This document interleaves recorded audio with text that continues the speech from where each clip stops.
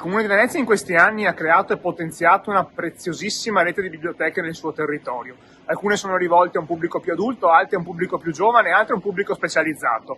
Ognuna di queste strutture però ha una storia, ha una ricchezza, ha una sua particolarità. In questi brevi video andiamo a scoprire queste particolarità, queste storie, e ce le racconta Alberto Tosofei.